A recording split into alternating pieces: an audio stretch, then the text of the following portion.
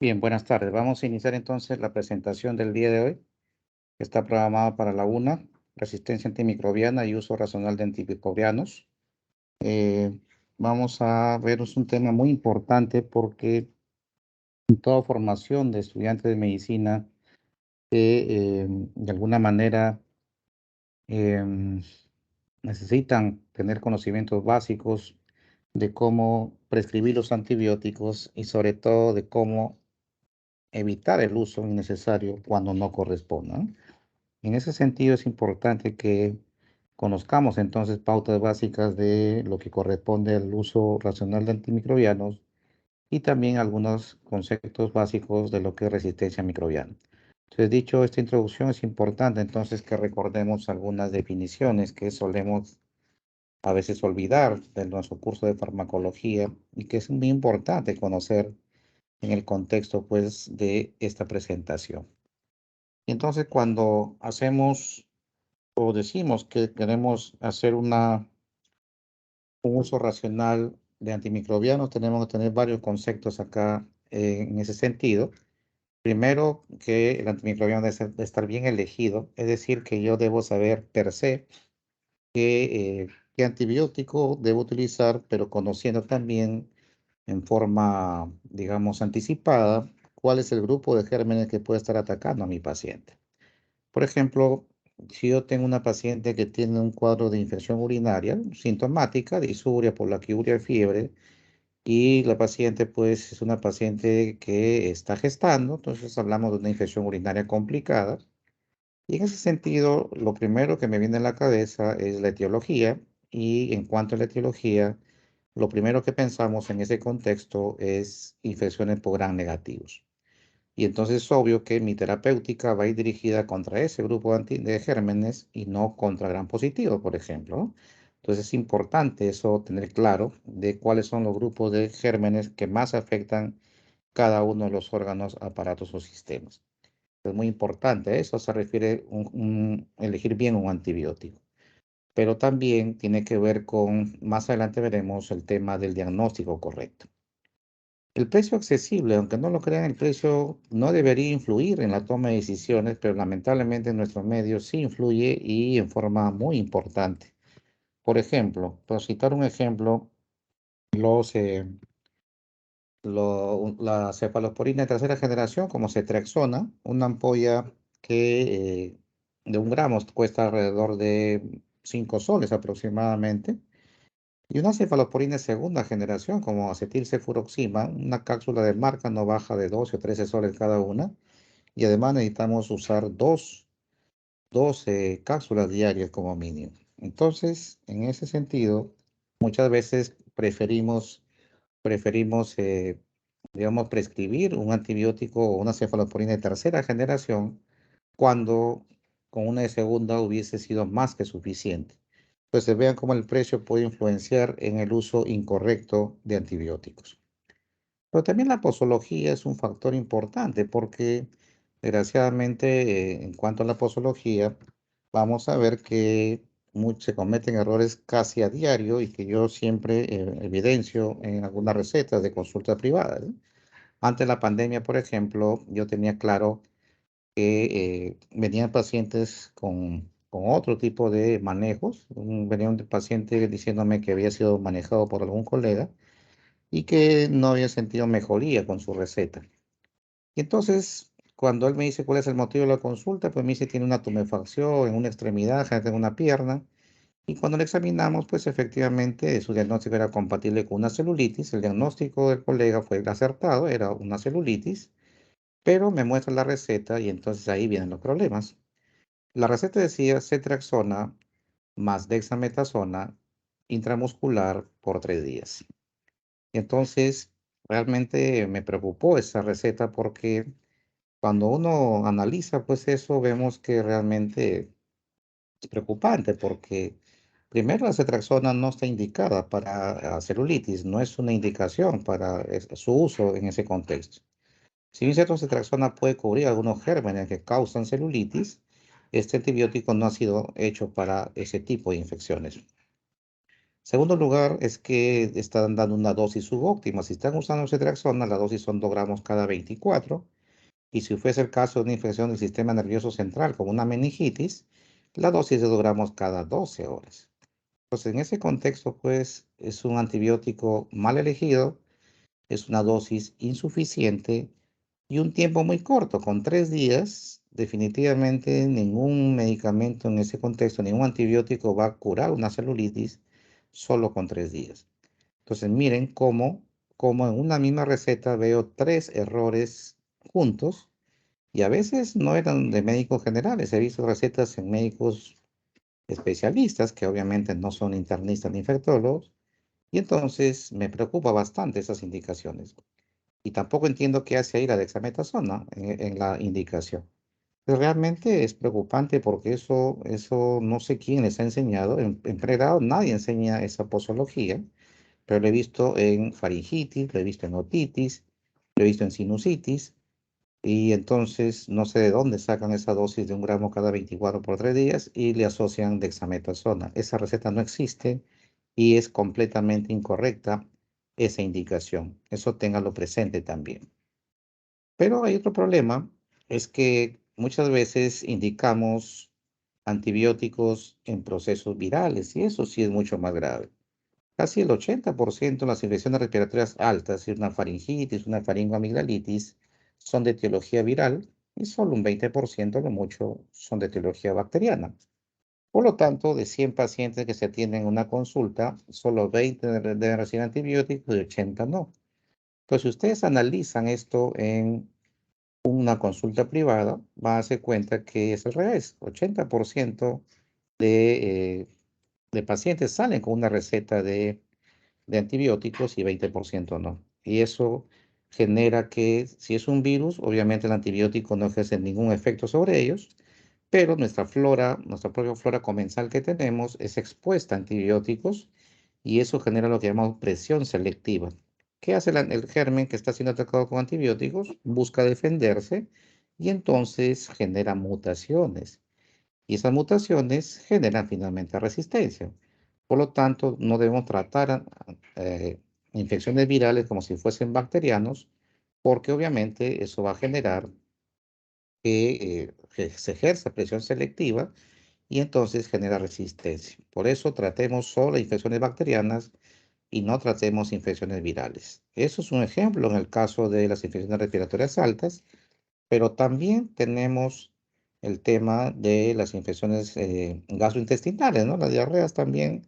Todo el mundo da diarrea y todo el mundo indica cipro, indica codrimoxazol, indica furazolidona, entre otros antibióticos. Entonces, la mayoría de diarreas no se trata con antibióticos, solo son sintomáticos e hidratación. Solamente la diarrea con moco y sangre, o sea, una diarrea disentérica que va con fiebre, solo ese grupo pequeño de diarreas son las que deben ser tratadas con antibióticos. Entonces, mucho cuidado en ese aspecto porque también abusamos de la prescripción de antibióticos en el caso de las diarreas. Pero hay un tema acá, es que debemos conocer además no solamente cómo funciona el antibiótico, sino también cuáles son sus efectos adversos. Eso sí es importante. Efectos adversos tenemos que tener claros con, con el tema de que tengamos, digamos, conocimiento de que podemos hacer más daño que beneficio cuando, cuando utilizamos mal un antibiótico y entonces eso sí es muy, muy preocupante. Entonces vamos a preguntar, a ver, un caso clínico sencillo para cualquiera de ustedes. Eh, Veamos, ¿qué opina Úrsula Avilés? Te cuento el siguiente caso clínico para Úrsula. Tenemos un paciente varón de 50 años, tiene diagnóstico de miastenia gravis, está hospitalizado con sonda vesical, tiene fiebre, le han hecho un urocultivo y se ha confirmado que tiene infección urinaria y el agente etiológico salió Escherichia coli sensible a los aminoglicósidos. Entonces, Úrsula, la pregunta para usted es, ¿usaría amicacina, por ejemplo, en ese caso? ¿Sí o no y por qué, Úrsula?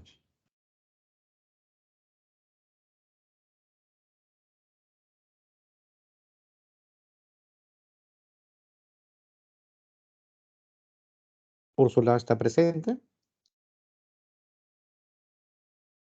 Me han asegurado que están todos ya conectados, pero no contesta usted. ¿O tiene problema con su audio? Doctor, sí estaba conectada, pero parece que tiene problemas de conexión. Ahorita salió de la reunión. ¿Quién? ¿Yo o usted? Úrsula, Úrsula. A Úrsula. ¿Ya? En todo caso, le comunican que responda por el chat o de lo contrario va a tener falta. Héctor Aycachi, la misma pregunta. Estoy seguro, doctor. Sí, Héctor, te escuchamos. ¿No estás seguro? ¿Te entendí? Sí, no estoy seguro. Ya, Lucero Vaca, ¿qué opinas? ¿Darías a mi casina, sí o no? Disculpe, ¿podría volver a repetir el caso? No escuché tan bien. Varón de 50 años, hospitalizado con sonda, tiene infección urinaria, urocultivo positivo para E. coli, sensible a aminoglicósidos. La pregunta es, ¿usa o no usa amicacina? Yo creo que sí se podría usar, ¿no? Porque, bueno, la micacina es mayormente usada cuando para el tratamiento de infecciones graves por gram negativas sensibles, ¿no? Entonces dentro de esto estaba la E. coli, por ejemplo, el Proteus. Tal vez sí lo usaría. Ya. ¿Qué opinas, Freddy Bailón? ¿Usas o no usas amicacina?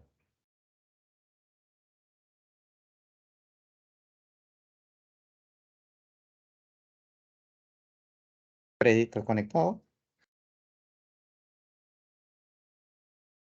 Hoy estás almorzando y te conectaste, pero no estás escuchando la clase.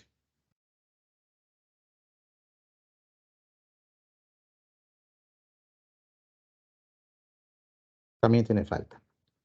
Cristina, la misma pregunta. Bueno, en el caso de los aminoglicósidos, ¿no? Como la amicacina, este, tiene efectos adversos como nefrotoxicidad, ¿no? Y ototoxicidad. También el bloqueo neuromuscular. Y en el caso del paciente que usted mencionó que tiene miastenia gravis, no se le podría indicar en ese caso. Eso es correcto.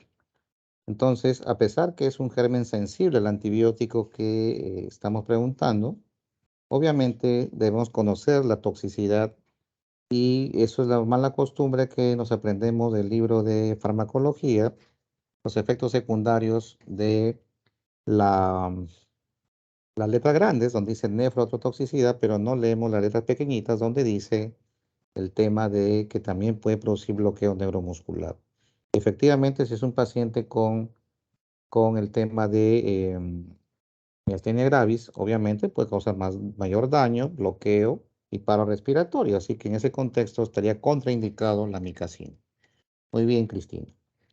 Entonces, eso es importante. O sea, yo quiero que usted repase su clase de farmacología. No sé qué libro usaron ustedes. Yo usé el Goodman y Gilman.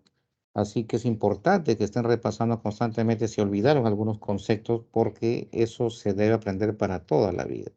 De lo contrario, no podrán hacer un uso correcto de los antibióticos. Eso es muy importante. Entonces, obviamente, hacemos las siguientes preguntas para ver si hacemos un uso correcto. Si yo desconozco la farmacocinética y farmacodinámica de un antibiótico, ¿lo haré un uso correcto? La respuesta es obvia que no. El tema de los efectos adversos, acabamos de verlo, podemos hacer más daño que beneficio, así que tenemos la obligación de conocer los efectos adversos. El precio también dijimos que no debe influir, pero influye y en gran medida. Pero esto es muy importante, que debo conocer el mecanismo de acción. La obligación de ustedes, si ustedes prescriben un antibiótico, por lo menos lo mínimo que deben saber es cómo actúa ese antibiótico. De lo contrario, sencillamente estoy mecanizándome, indicando cualquier antibiótico porque se me ocurre, porque lo escuché o por imitación de alguien más, y no porque sea un médico que conoce lo que está prescribiendo. Y entonces la pregunta para Daniel Bautista, ¿cuál es el mecanismo de acción de las sulfas o sulfonamidas, como quieran? ¿Qué opinas, Daniel?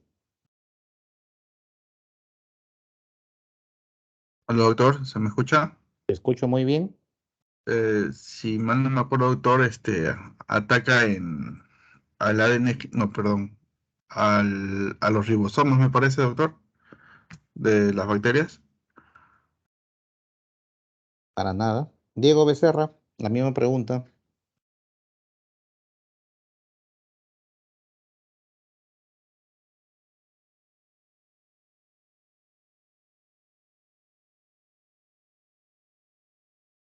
Diego Becerra.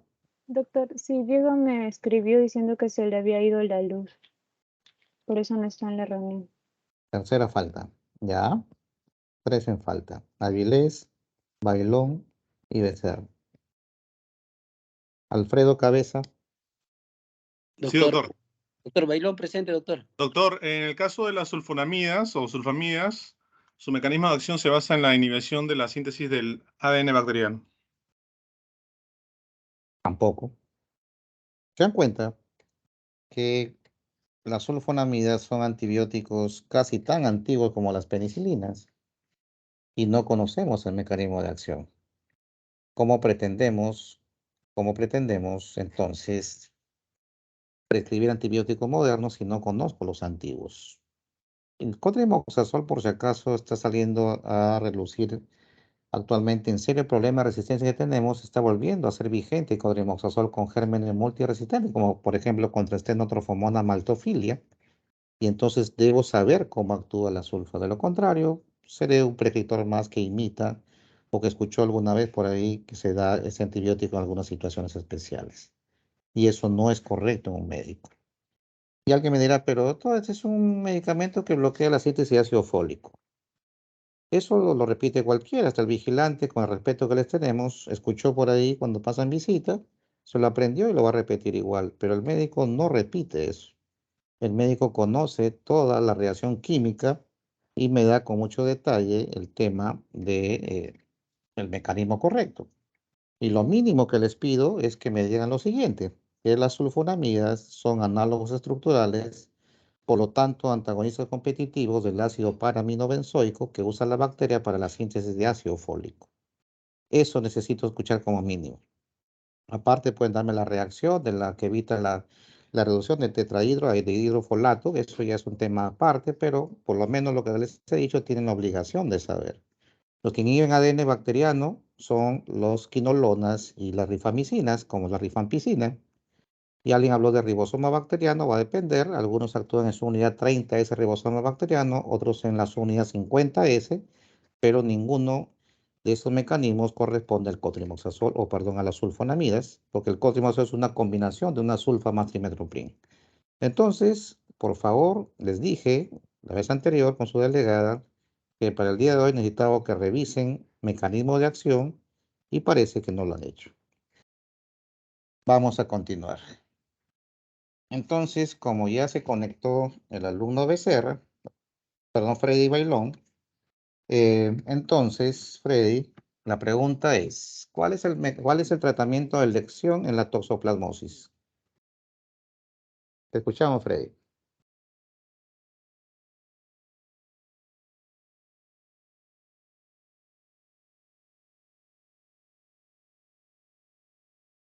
Freddy, Doctor, ¿me escucha?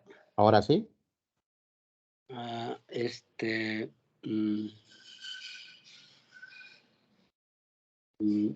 Doctor, voy a, no tengo la respuesta, doctor. Ya, de acuerdo. Jorge Cahuina, tratamiento de elección de la toxoplasmosis.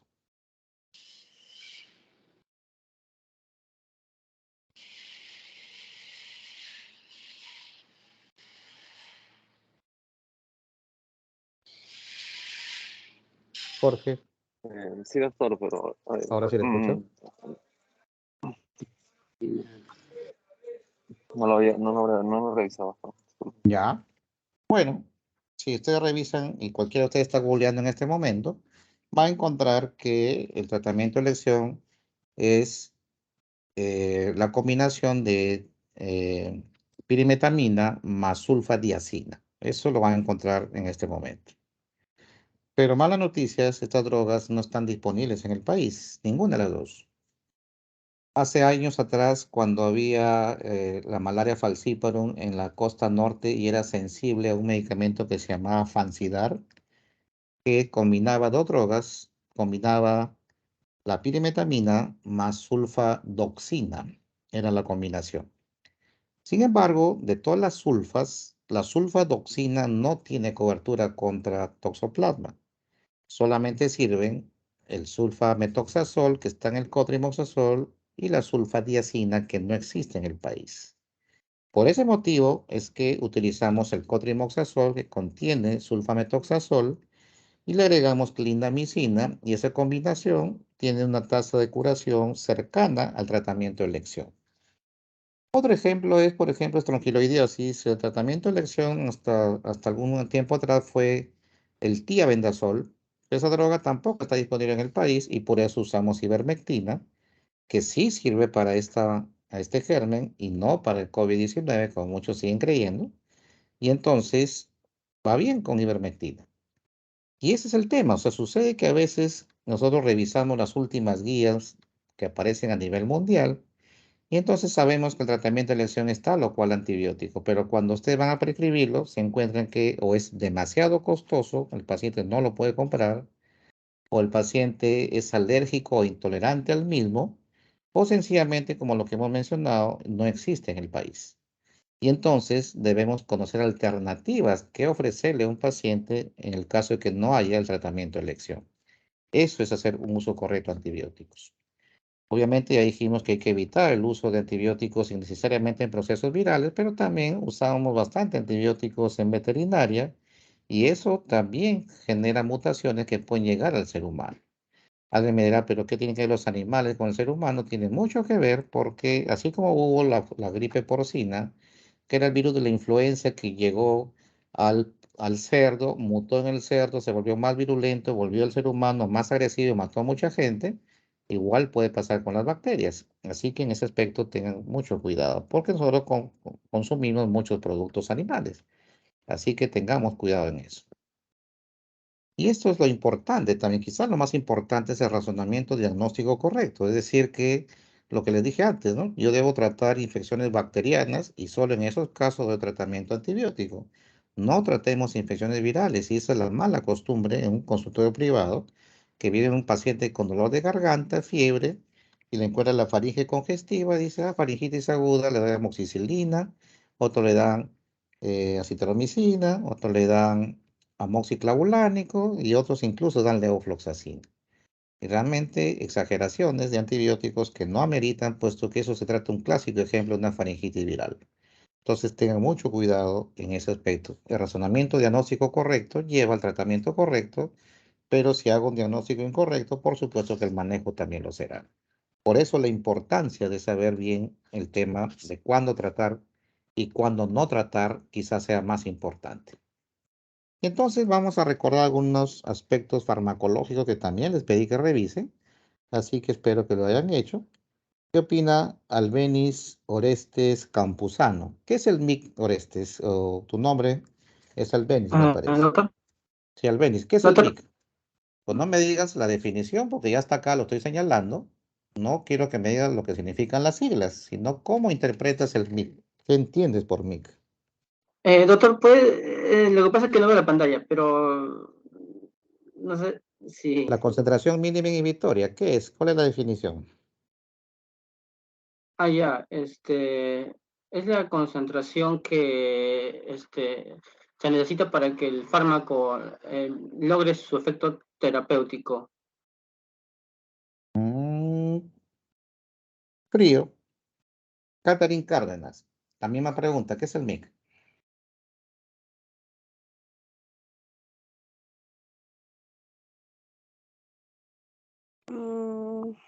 No sabría decirle, doctor. Ya. Lisette Carazas, ¿qué es el MIC? Sí, Te dije que doctor, ¿me revisen. escucha? Sí, lo escucho.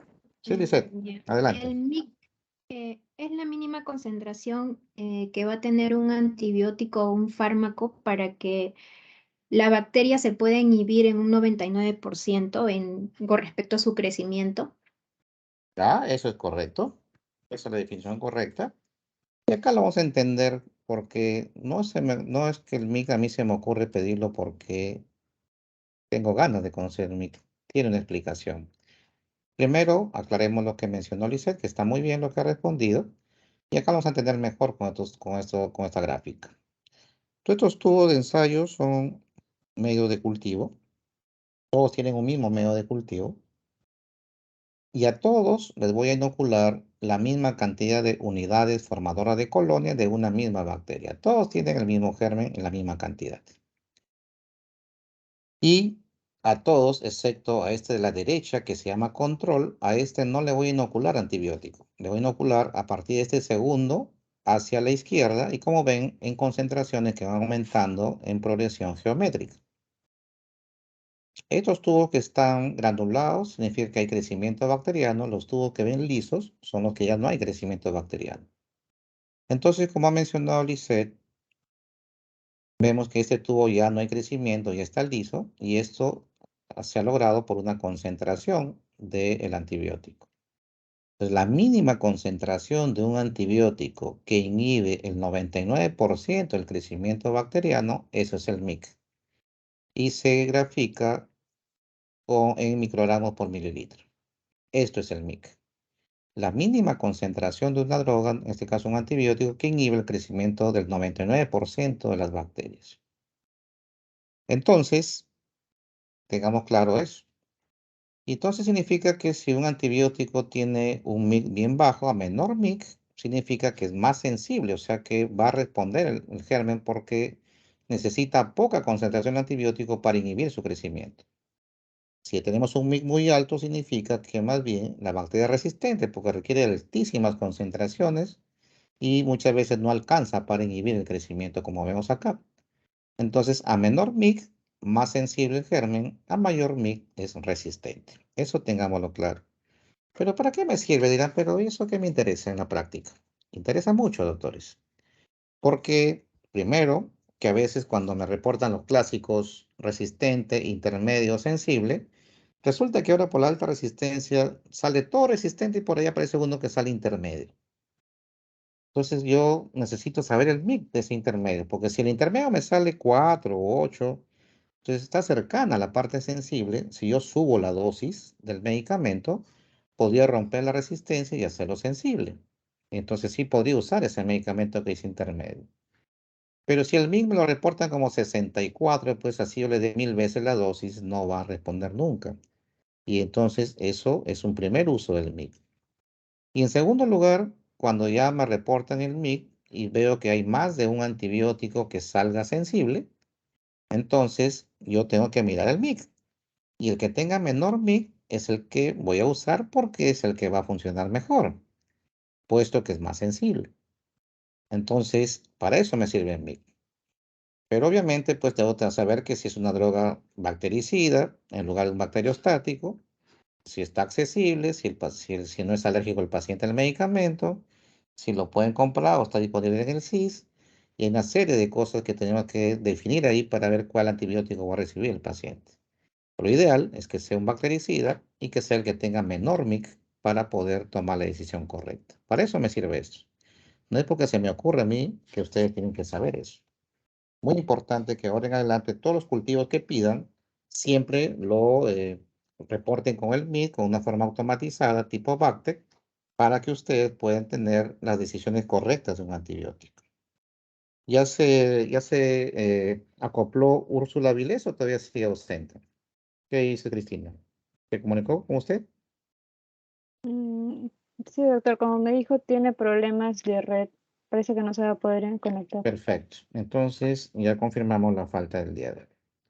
Héctor Aikachi, ¿está presente? Me parece Sí, que sí. doctor. Correcto. ¿Qué es el área bajo la curva? El AUC, que son siglas en inglés, pero la traducción es área bajo la curva. ¿Qué significa para usted que lo ha revisado?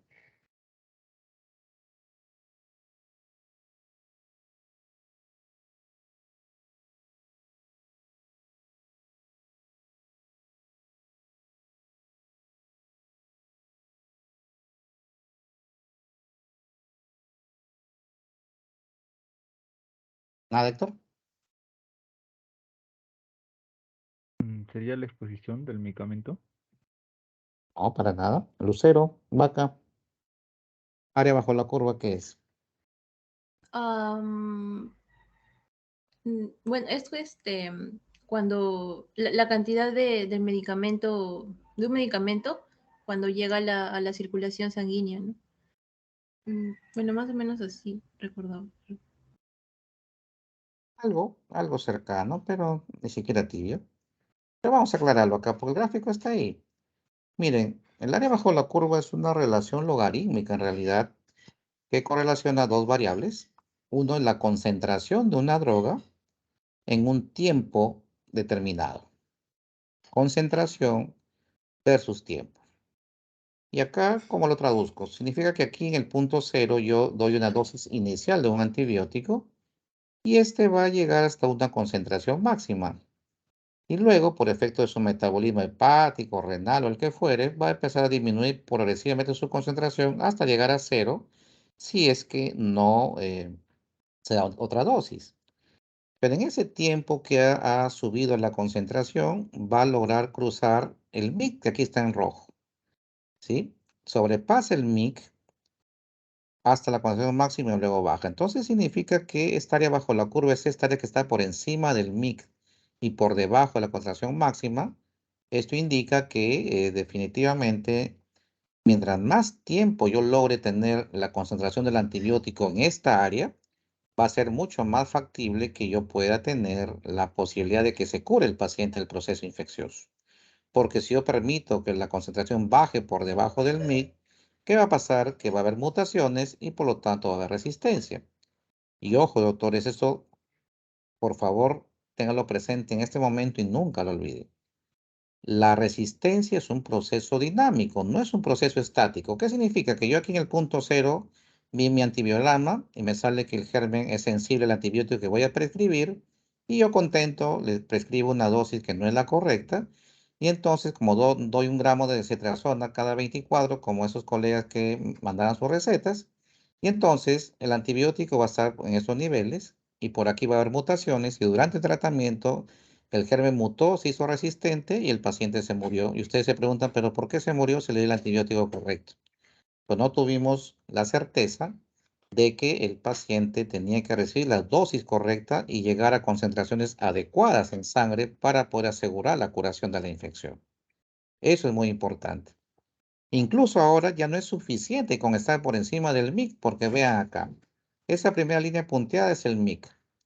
Y entre el espacio con la segunda línea punteada, esta área que a pesar que está por encima del MIC, que te estoy señalando, esto se llama ventana de selección de mutaciones. Y significa que a pesar que yo logre concentraciones en esta zona por encima del MIC, a pesar de ello, aquí hay riesgo de que se presenten mutaciones y que todavía aparezca resistencia. Por eso es que lo ideal es que logremos concentraciones por encima del MIC. Más o menos acá. Entonces, concentración de prevención de mutaciones. Si yo logro que la concentración de mi antibiótico esté el mayor tiempo posible en esta área, aquí yo lograré que el paciente pues se pueda curar, más factiblemente se pueda eliminar el proceso infeccioso.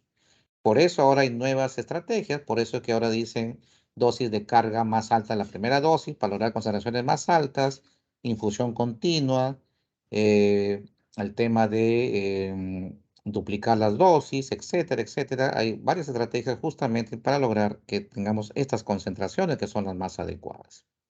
No es por casualidad. También deben saber que hay antibióticos tiempo dependiente, que en los cuales doy una primera dosis y rápidamente cae su concentración y debo dar una segunda dosis para evitar que caiga mucho tiempo por debajo del MIC la concentración y que idealmente estemos por encima a este nivel. También hay tiempo dependiente en los cuales necesita 1 o máxima 2 dosis en un día para que logre concentraciones adecuadas a nivel sanguíneo. Y hay otra definición más que necesito que recuerde. Así que ahora sí le preguntamos a Freddy Bailón nuevamente, ¿qué es el efecto postantibiótico? Acá está como PAE, pues la traducción es efecto postantibiótico. ¿Qué es esa definición, Freddy? Doctor, el efecto postantibiótico viene a ser la reacción que va va a tener el cuerpo, ¿no? Después de haberse administrado el fármaco prescrito, ¿no? ¿Algo? ¿Me Cristina, escucha? sí, te escuché. Cristina, ¿qué opinas? ¿Es correcto eso? Doctor, ¿podría ser el tiempo que tarda este microorganismo en recuperar sus funciones alteradas después de haber sido expuesto a este antimicrobiano? Tampoco. Bien, miren, cualquier antibiótico, en general cualquier fármaco, como ustedes bien saben, después de un tiempo por efecto de su metabolismo, va a bajar al 50% su concentración. Eso se llama tiempo de vida media. ¿Estamos de acuerdo? Cualquier fármaco que baja su concentración en un determinado tiempo a la mitad de su concentración inicial, eso se llama tiempo de vida media. Resulta que hay antibióticos que a pesar que su concentración ya bajó al 50%, todavía siguen siendo eficaces y siguen ejerciendo el efecto antibiótico deseado. Y de eso se aprovecha para cambiar posologías. Por ejemplo, la aminoglicosa, ya que hablamos de la micacina. La micacina, su tiempo de vida media es cercana a las 12 horas, por eso la dosis habitual era 500 cada 12 horas.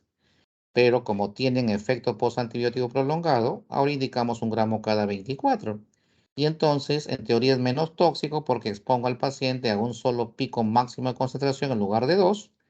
Y se ha visto en algunos estudios que en algunas situaciones incluso puede ser más eficaz que cuando lo damos 2 veces al día. Ese es un primer punto. Segundo, la vancomicina. Los glicopéptidos como la vancomicina son tiempo dependiente y entonces tenemos que dar 500 miligramos cada 6 horas, porque ese es su tiempo de vida media. Pero como también tienen efecto postantibiótico prolongado, vancomicina damos 1 gramo cada 12, por esa misma explicación. Ahora se da dosis de carga, 1.5 a 2 gramos la primera dosis, luego se baja 1 gramo cada 12, justamente porque lo dije anteriormente, de lograr las mayores concentraciones posibles. ¿De acuerdo? Pero esto no se puede hacer en todos los casos. Por ejemplo, con las penicilinas, la G sódica, la ampicilina, que darla cada 4, cada 6 horas, cada 8, cada 12 no sirve, porque o tienen efecto postantibiótico muy corto o ninguno. Y entonces tenemos que dar dosis muy seguidas para lograr concentraciones adecuadas. Vean entonces que ustedes tienen que saber cuáles tienen efecto postantibiótico prolongado y cuáles no. Eso también tienen que saberlo para indicar correctamente los antibióticos. Y en general, en un hospital van a ver que vamos a tener que actuar varias formas de intervenir correctamente en este uso. Porque lamentablemente ahorita la ley de la evolución de las especies hace que mientras más antibióticos usamos, aparecen más mutaciones y por ende aparecen más resistencias. Es algo lógico. Y entonces siempre las bacterias tienen una ventaja porque su posibilidad o su velocidad de mutación es más rápido que la aparición de nuevos antibióticos. En ese sentido, el más apto es el que más va a sobrevivir.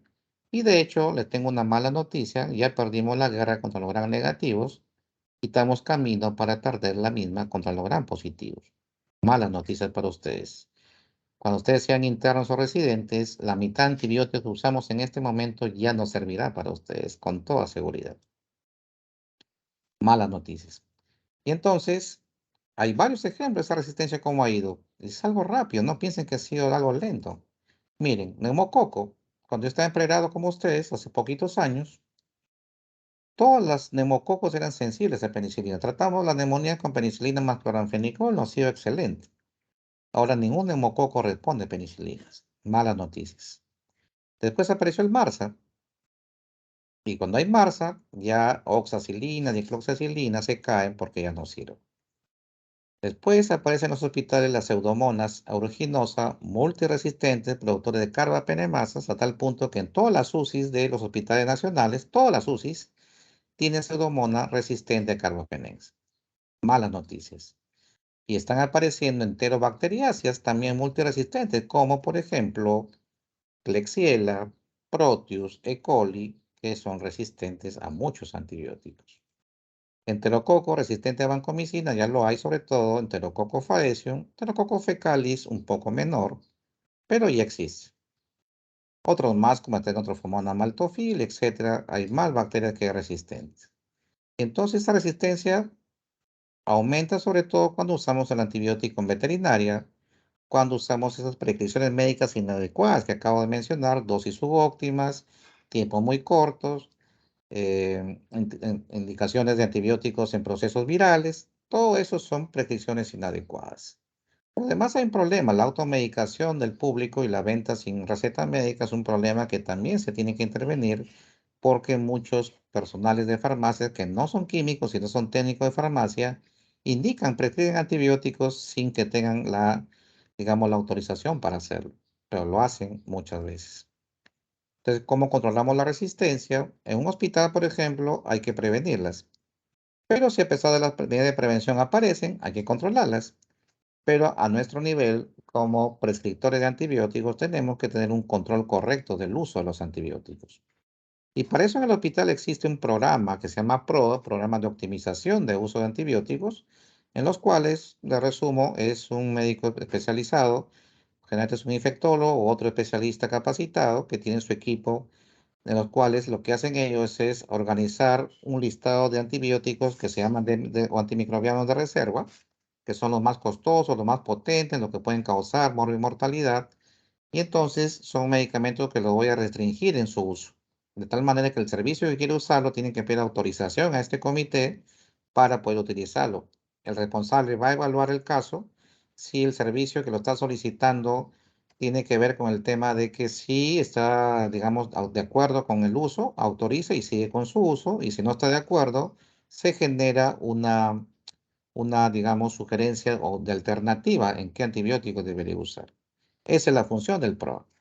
Sin embargo, esa es una intervención que se ha demostrado que tiene un impacto muy positivo en ahorrar grandes cantidades de dinero a un hospital. Lamentablemente, muchos directores no quieren invertir en esto cuando en realidad, pues, esto se debe que hacer en forma obligatoria en los hospitales nacionales. Menos mal que para este año ya está protocolizado por el Ministerio de Salud que sea obligatorio el uso de los PROA, las aplicaciones de PROA en todos los hospitales nacionales. Esto es un ejemplo de un listado de antibióticos reserva. No siempre se cumple acá, es un ejemplo de un hospital X. No le digo que es así. En todos los casos, esto es un ejemplo de qué servicios usan más antibióticos. Más o menos la proporción se mantiene en todos los hospitales, algo así en ese orden. Estos son los diagnósticos más frecuentes. Por ejemplo, las neumonías, eso es un problema, porque las neumonías siempre hemos tenido problemas porque a veces el paciente viene de emergencia con tos y fiebre, es puto purulento, le traen una placa, tiene una mancha en la placa y lo pasan al piso el sábado por la noche con diagnóstico de NAC. Neumonía que en la comunidad, ceftriaxona más claritromicina. Y el día lunes, cuando pasamos visita, vemos que está infiltrado, es sospechoso de otra cosa, pedimos un BK y sale 3 cruces. Y ya infectó a todo el pabellón esos 2 días que estuvo ahí en el piso, porque no se hizo un diagnóstico correcto. Tener mucho cuidado con ese aspecto, que no toda mancha en el pulmón es neumonía y eso lamentablemente no se ha corregido hasta ahora. Este es un ejemplo de qué antibióticos son los que más se usan. Les aseguro que en el Hipólito Unanue es meropenem, vancomicina, piperacillin, tazobactam y colistina. A la cabeza. No hay otros que se usen con más que esas drogas. Y entonces eso ya le dije que ahorra plata, pero lamentablemente no lo quieren autorizar algunos directores, pero ahora ya lo están siendo obligados por indicaciones del mismo Ministerio de Salud. Entonces, eso es importante. Porque cuando usamos malos antibióticos, cuando damos tratamiento antibiótico a todos los casos de fiebre, y la fiebre no es sinónimo de infección, hay procesos oncológicos, hay procesos de enfermedades del tejido conectivo que dan fiebre y sin embargo no son infecciones. O damos un antibiótico a pacientes que están sépticos, que sí está justificado, damos tratamiento empírico, pero no le pedimos cultivos. Entonces nunca sabré si el antibiótico que prescribí fue el correcto y qué germen fue el que afectó a mi paciente. Es un gran problema. O combinan antibióticos y no lo hacen en la forma adecuada, eso lo veremos al final. O, por ejemplo, dan mucho tiempo el antibiótico, lo dan muy corto, dosis insuficiente, ya lo hemos hablado. Todo eso es un uso inadecuado de los antibióticos. Ceftazidima ya ni lo usamos porque es altamente resistente. Alguien me dirá, pero ya vino combinado con Avibactam, que es un nuevo inhibidor de beta-lactamasa. Mala noticia, de esta combinación va a servir un tiempo, pero como las bacterias ya conocen a la ceftazidima, es cuestión de tiempo para que hagan resistencia a la combinación también. Ni siquiera la solución a sus problemas. Vancomicina, también ya tenemos problemas serios y a veces porque se acabó la oxa, lo reemplazamos con vancomicina cuando eso no es correcto. Vancomicina solamente utilizarlo en presencia de MARSA, de lo contrario no indicarlo. Imipenem, meropenem igual es un problema serio en el hospital que todo el mundo lo usa sin mayor control. Cetraxona, ya lo hemos dicho, no se usa en celulitis, uso inadecuado, celulitis, y muchos colegas lo siguen utilizando. El tema de cipro, igual, todas las diarreitas cipro, cualquier proceso de diarrea, cipro, de molestias urinarias, cipro, y ya no sirve. Y incluso para gonorrea ya no sirve, porque antes era una dosis única de cipro y funcionaba bien, ahora ya no sirve para Neisseria gonorrea. Y entonces por eso les dije que deben revisar los mecanismos de acción, porque les dije que sabiendo eso yo sabré quiénes son bactericidas y quiénes son bacteriostáticos. Los bactericidas son aquellos que atacan la pared celular, como penicilinas, cefaloporinas, carbapenem, glicopéptidos y polimixinas. También los que atacan el ADN bacteriano, como las quinolonas y las rifamicinas. Estos son bactericidas. Bacteriostáticos son aquellos que inhiben la síntesis de proteínas en la subunidad 30 o 50S ribosoma bacteriano, y ahí están esos dos mecanismos: lincomicinas, macrólidos, tetracilina, cloranfenicol, oxazolinosas y streptograminas. Y los antimetabolitos como el ácido fólico, que están las sulfas. Como ven, eso es tan fácil si yo me sé los mecanismos de acción. La única excepción acá son los aminoglicósidos. El aminoglicósido tiene su mecanismo de acción de inhibición de la síntesis proteica en la subunidad 30S ribosoma bacteriano. Por lo tanto, por el mecanismo de acción debería estar en esta columna como bacteriostático. Pues ya se demostró que in vitro tiene efecto bactericida. Por eso que la única excepción, que el aminoglicósido va a estar en esta columna de bactericidas. Eso también téngalo presente. Porque hay muchos antibióticos que no son tan nuevos y ni siquiera los conocemos y ya son resistentes. Miren, por ejemplo, linezolid, moxi, ertapenem, dactomicina, tigecyclina, hace más de 15 años han sido aprobados y sin embargo algunos ni siquiera hemos usado. Hay otros más modernos como doripenem, que es un nuevo carbapenem. Hay nuevos glicopéptidos como dalbatela y oretivancina. Hay cefaloporinas de quinta generación como sectoviprol y sectarolina, pero ninguno de estos les asegura que solucionen su problema de resistencia, porque ya les expliqué que son familias ya conocidas, son miembros de familias ya conocidas, que es cuestión de tiempo para que las bacterias nuevamente hagan resistencia. Muchas bacterias resistentes, esas son unas cuantas, falta Stenotrophomona maltophilia, falta Proteus y otros más. Realmente es un problema bastante serio, y entonces en infecciones graves muchas veces tenemos que combinar antibióticos. Y solamente se combina por 3 motivos: para aumentar espectro de acción, es decir, que cuando combino 2 o más antibióticos, cubro la mayor cantidad posible de bacterias que estén afectando a mi paciente. Por sinergismo, porque se ha visto que a veces algunas combinaciones se potencian una al otro cuando los usamos combinados, y cuando los usamos separados, definitivamente no son tan eficaces. Y finalmente, para prevenir resistencias, porque si a una bacteria yo la ataco con 2 o más antibióticos de diferentes mecanismos de acción, entonces este va a tener menos chance de hacer mutaciones y por lo tanto de hacer resistencia. Y entonces, ¿cómo los combino? Lo ideal es combinar 2 bactericidas. Por ejemplo, un beta-lactámico más un aminoglicósido, que ya expliqué por qué es bactericida, es una de las combinaciones más potentes que hay. Pero ¿qué sucede si de repente el paciente tiene insuficiencia renal y no puede usar el aminoglicósido? Entonces, otra alternativa que sería recomendable es un bactericida más un bacteriostático, pero no en el orden que ustedes creen. El bacteriostático adormece la bacteria para que su sistema inmune termine el trabajo. El bactericida, en cambio, mata bacterias que están en crecimiento activo. Si doy primero el bacteriostático y luego el bactericida, entonces este hace que adormezca las bacterias y entonces al no multiplicarse, el bactericida tampoco va a actuar. Si ustedes usan esa combinación, primero el bactericida y luego agreguen el bacteriostático, nunca a la inversa. Eso es importante. Y esto nunca lo hagan, combinar 2 bacteriostáticos o más, porque va a suceder que el paciente se muere y ustedes van a tener un problema legal serio con toda seguridad. Nunca combinen este tipo de antibióticos. Esa creo era la última presentación. Está por cerrarse la plataforma porque empezamos un poco tarde. Por eso es que si hubiese tiempo para alguna pregunta, tenemos 2 minutos para preguntas. ¿Alguna pregunta, por favor? Doctor, ¿y se puede combinar una amicacina con un bacteriostático? Sí se puede en algunas circunstancias, sí, pero cada caso se debe individualizar. Nunca digamos, se protocoliza para todos los casos, ¿no? Hay que ver el tema si tiene bien su función renal, etcétera, etcétera, ¿no? Pero sí es factible esa combinación. ¿Alguna otra pregunta, por favor?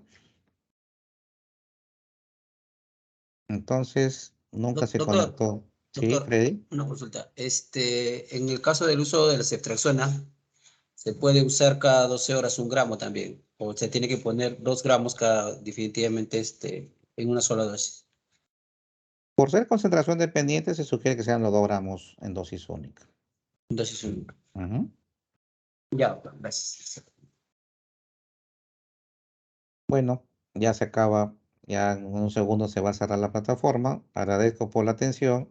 Han visto que ustedes tienen problemas con farmacología, así que los invito a que repasen sus cursos, porque para que los próximos cursos de terapéutica ustedes sepan manejar correctamente una infección, tienen que saber también farmacología. Por favor, revisen estas cosas que he mencionado, que son parte de su formación en un futuro próximo para los próximos exámenes. Viene el examen, examen internado, residencia, etcétera. Y si esto no lo conocen, van a estar en desventajas con otras universidades. Por favor, estudien y nos vemos el día de mañana. Ya voy a coordinar con su delegada para mañana qué actividad está programada, porque el viernes es la resolución del caso clínico.